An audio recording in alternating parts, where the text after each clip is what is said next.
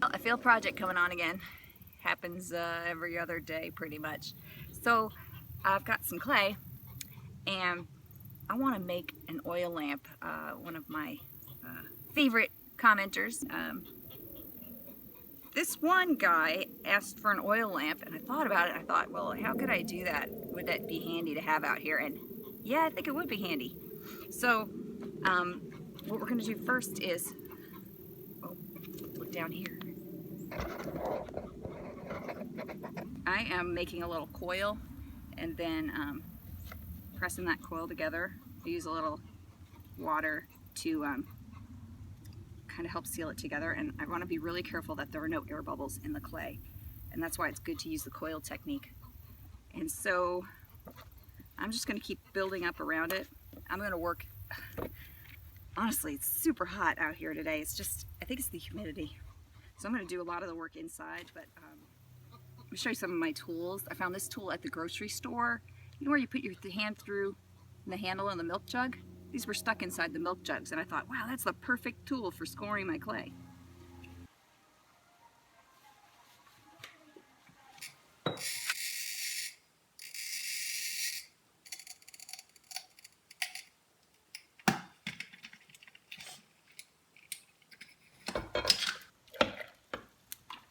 I decided not to use anybody's instructions, not to look up any pictures, and just create an oil lamp from what I imagine it has to be functionally. So it has to have a place to pour in oil without putting out the flame. Also have a removable globe. It needs a globe because of the wind. A lid with holes in it to let enough air in to keep the flame going. That's about it. And oh, and it needs a handle so that you don't burn yourself.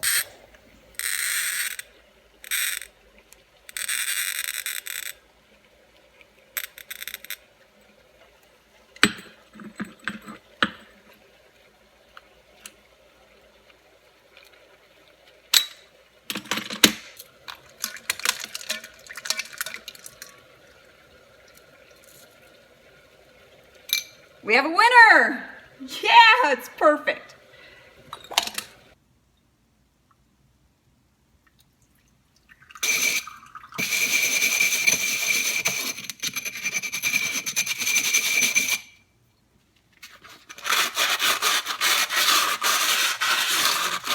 This is the area where the wick is going to dip into the center of.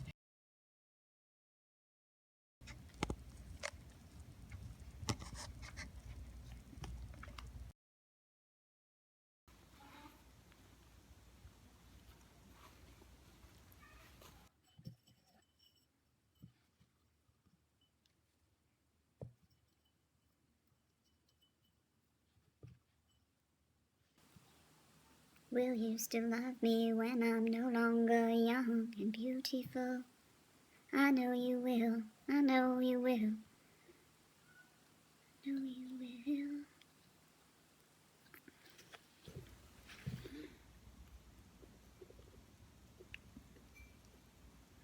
This intersection just seems to need to be sturdier.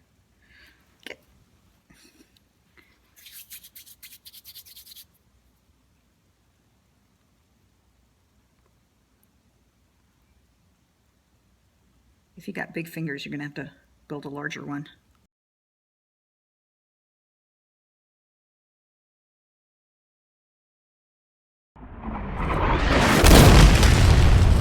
So before I go any further, I need to find something to use to replace that globe.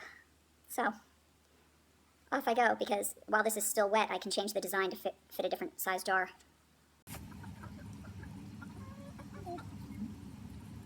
There he is. You're a fatty. Look at you. What? That's a toad. Yep. Look at his fat belly. Wanna go live in the garden? Come on.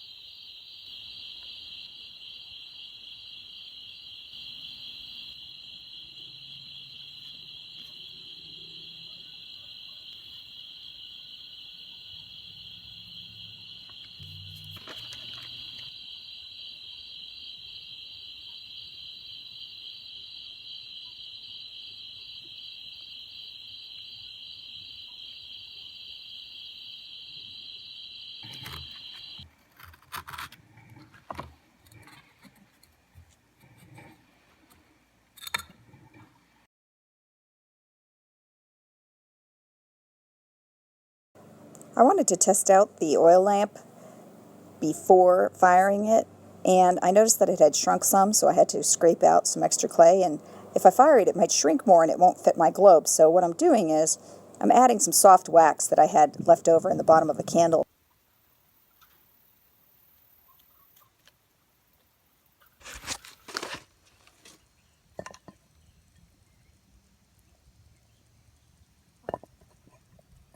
I'm going to melt up that extra wax so I can pour it into the bottom. Maybe it won't absorb as much bacon grease.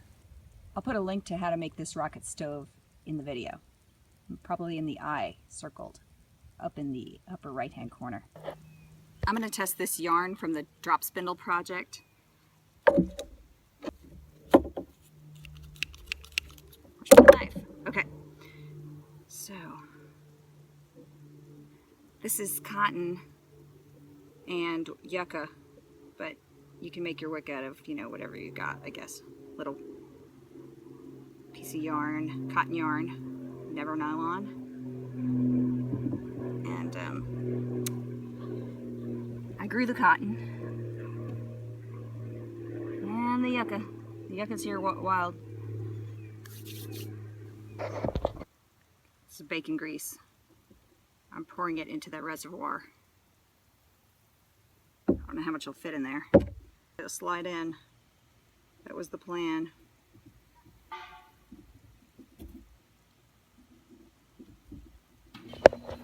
I've never done this before, so I'm taking the precaution of putting it in a non-flammable pan before I put together before I light it up. Here we go. See what happens.